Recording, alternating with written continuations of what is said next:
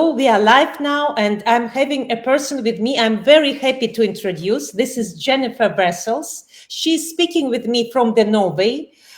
Even though she's from California, she's the one who is specialist in Silicon Valley serial entrepreneurship. Don't think that we agreed that we will be wearing blue.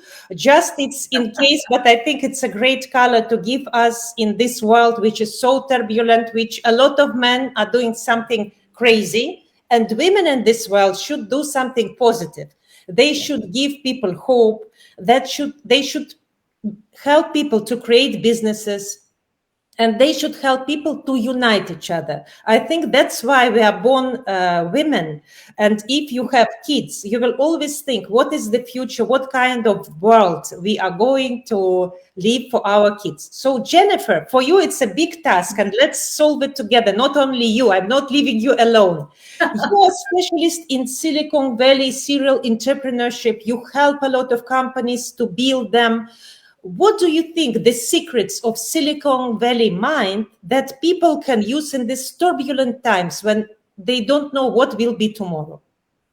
Very, very good question. And I would distill the moving community. It's not necessarily one place. There's not a little river with gold running through it. It's a community of about 8 million people that come from all around the world. 95% of the people in Silicon Valley came from somewhere else, either some other part of America or some other part of the world. And the commonality of people that come to Silicon Valley is we're all passionate. We come intentionally. Very few people just happen to land there. People come with a dream and a passion to make a difference. There's a lot of desire to truly build the next product, connect the right people, reach out to build partnerships in order to leave a legacy in changing the world. So the secret is to think about what is your passion. Think about where you might find other people that have similar passions and work together. It's an ever-evolving village of people that have the common view of drive change, make a better society, but different skills, different views, different backgrounds that come together and blend together to make that work.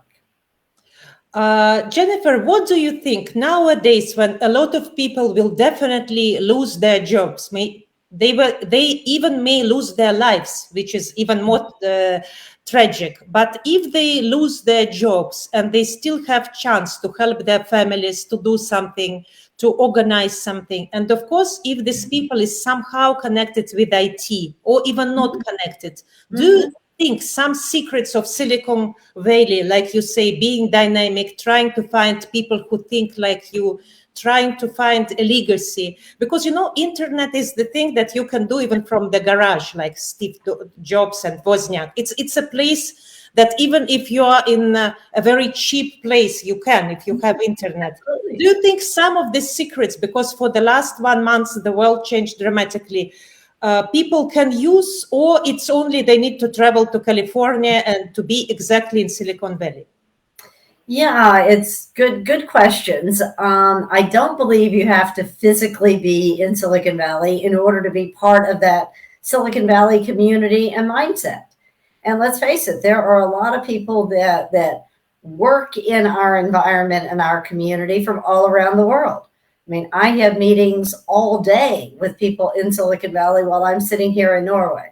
So anyone can tap into that network. The thing that I would suggest, if someone is in Bosnia or is in the Ukraine or Germany or wherever and loses their, what I call day job, in many ways, we look at that as a good thing, because that frees you up. That frees you up to really discover what is your passion and what are your particular skills and capabilities that can be used to achieve that passion.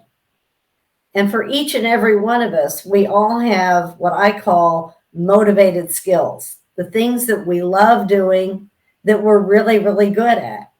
So if you've been in a day job, you may lose sight of what you're really most excited about and best at. By coming out of that, take a walk, take a breath, go inside and discover what are you really best at. And then look at what do you really enjoy and feel passionate about. Maybe it's to come up with new ways to build sustainability in packaging. Maybe it's how to bring new people into the community. Maybe it's how to help house refugees. Look at where your skills could be used in that. And through the power of the internet and the communities that we have today across the internet, identify others that have similar passion, maybe different skills. Jennifer, by your experience, these people who are in Silicon Valley, they are the one who lost their daytime job and they came with new ideas, most of them like that, or no? Or these are the people who are still continuing daytime job, or it's the people who are disappointed. Who are they? What is their age? What is their nationality? Since you are very much connected with them. Just I want to know the portrait. Who are they? How they're looking? Are they men or women? Are they young? Are they old? Are they millionaires? Are they poor people? Who are they? The average person that comes is somebody that either did quit their job, got fired from their job, or in a lot of cases today chose not to take a job. Because the people that are really attracted to the energy of Silicon Valley and the passion of building something new, we don't see our work as a job. We see our work as our life passion. It's people that have always had a dream to make a difference in this area, to change the way aviation is done, to find a new way to take care of marine mammals. Whatever it is, we each so have it's that completely different, yeah? Like area of their interest is completely, you said, from refugees to ecology systems, sustainability. It's not that they're interested only in IT products. Correct. I mean, for a lot of people today, IT is just like the basic. You don't really think about, I want to go into IT. I want to go into marine biology, of course, using IT. It's just like going back 30 years ago, people didn't talk about, I want to be a good person at writing on a piece of paper. That's just what you did with what you were focused on. So it's people that have a passion, that have a dream, that are willing and able to take a risk, to turn down that job or quit that job. Typically, and it's a big overgeneralization, but a lot of people that come into Silicon Valley are in their 20s to 30s. They come either as an individual person, maybe as a family, two people coming together, and they build a community around them of other like-minded people. They could be The from story very about this Silicon Valley, that all of them are very free, that they don't have offices, that they eat sandwiches on the grass, that they drink Coca-Cola and laughing, and they're making millions, and that they all of them are very smart, but they're wearing only one jeans and one T-shirt because they don't care about the clothes. Is it right, or there are a lot of exaggeration in that? it's honestly pretty right. I mean, if you look at it, I'd say your description is spot on of people like Steve Jobs and Mark Zuckerberg, and that is a lot of the factor. It's not about what you wear. It's not necessarily about how you look. It's about what you're building, what you're contributing, what you've accomplished. It's all about results. And you're absolutely right. I mean, even before the pandemic, the idea of, you know, your work was somewhere you went and sat for nine hours a day in an office. I mean, that's not the Silicon Valley environment. Many of the companies have more outdoor open campuses where you can be creative, you can be collaborative, you can get exercise, you can get air, you can have your soda, your coffee, your beer, wine while you're being creative. Jennifer, what do you think now, this Silicon Valley and these people, if let's say we have a lot of refugees in Europe, and it's definitely a huge number that we never faced before, It can be Yeah. 2.5 million, 3 million, 5 million, Yeah. even 10 million. So it's a huge number. Do you think there are some ways that we can help, that Silicon Valley can help? What kind of projects? I know it's just happening. I know you didn't write a book about that. I know you didn't plan it, but any ideas can come to your mind?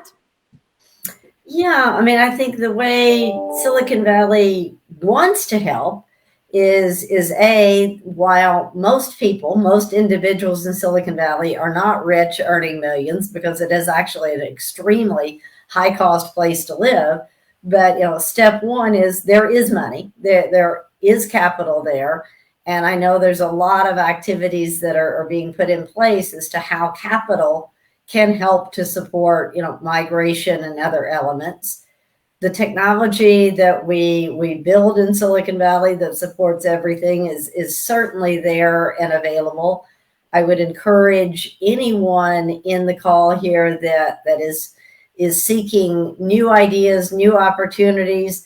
Leverage things like LinkedIn. LinkedIn is a perfect way to identify people with common passion, common interests that have worked in certain areas that you may be interested in working in, because there is a huge desire in Silicon Valley to help people that are being put in that situation. And people will open their networks, they will open their minds where possible, open homes. Are And there a lot of European people there, or they're mostly Americans? in Silicon Valley, I would suggest it's probably, depending upon the exact city, it's probably 25 to 30%, 35% Asia, Indian. It's probably another 15, 20% Latin American. It's probably another 15, 20% European, using that term very, very broadly, and 10 So to it's a kind 15. of Babylon, it's a place where everybody can find a space. What about women? Are 90% of these people are men, or there's still any place for women? There's absolutely a place for women. I unstatistically, I would say it's probably 50-50 in general. Like most places, men do have, in many cases, a stronger role in society, but there's a lot of activities to really bring forth the power of women on boards, in the VCs, in a lot of the key leadership positions. And as my final question to you, dear Jennifer, you managed to help a lot of companies. You managed to grow them. You talking about exponential growth. What do you think? What is the secret? Because you consult them and you have a lot of clients that coming back to you on different levels.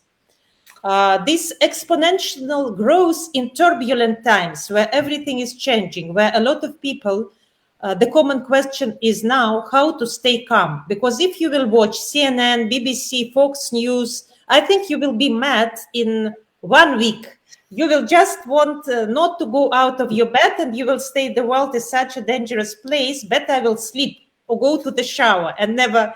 How, in your opinion, as a professional person, how to stay calm, how to keep the spirit going and not to go too much into this dramatic news reaction? Yeah, the first thing that I personally do is avoid the news.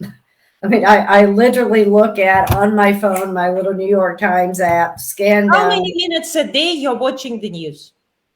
I don't watch network television news at all. I literally scan the New York Times app to make sure I know the high level, taking probably 5 minutes any given morning.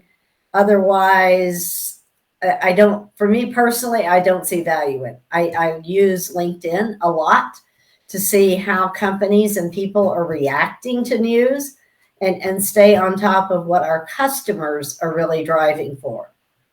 And that's to your question of, the secret to scalable exponential success.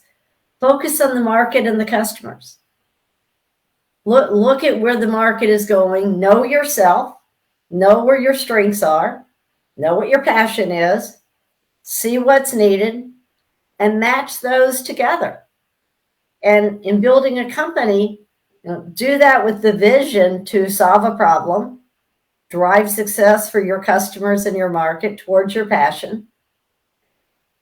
Always look to the market to drive. Be agile around things that are changing in that way. Be open to other people. One of the biggest mistakes company leaders make sometimes is not bringing in people with different views.